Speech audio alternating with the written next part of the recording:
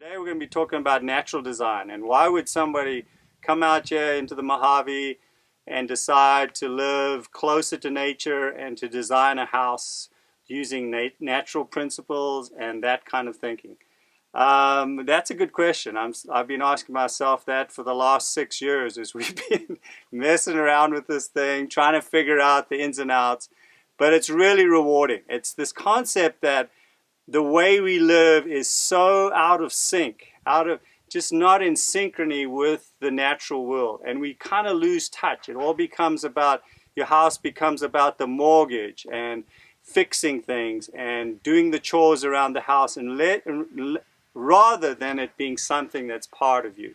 So natural design is one word we use. We also use sustainable design. We also use green building. But basically what you're doing is you're trying to go back to some basic principles like mimicking nature.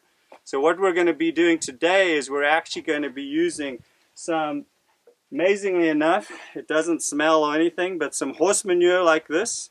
And we're actually going to be doing some natural plastering. So we're actually going to be using some clay that we collected from just down the road here out of a dry lake bed. We're going to use some horse manure, which this stuff's literally being thrown on the dumps right now and wasted, and we're going to recycle. And that's what nature does. It's the carbon cycle in this case, is we recycle carbon. Another thing we want to look at, basic principle, is low impact. We want to come into a place and not clear too much and leave a small footprint where we live and how we live. And then the third one we want to do is appropriate technology. And so appropriate technology is often really simple stuff. Why do we have to build with all this high-tech stuff when there's a waste material like these straw bales out there?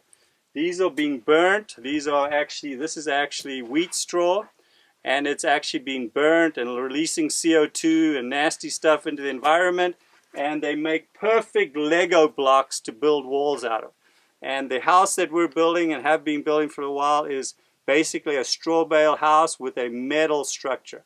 So that's what we're going to be doing today, and we're at the stage right now as we get to do the really fun stuff, which is play with mud and slop a bunch of mud and clay plaster, or what's called natural plaster, up on the walls, and we're going to kind of play that. We got some guinea pigs that showed up here not knowing what to expect, and we're going to get that done today.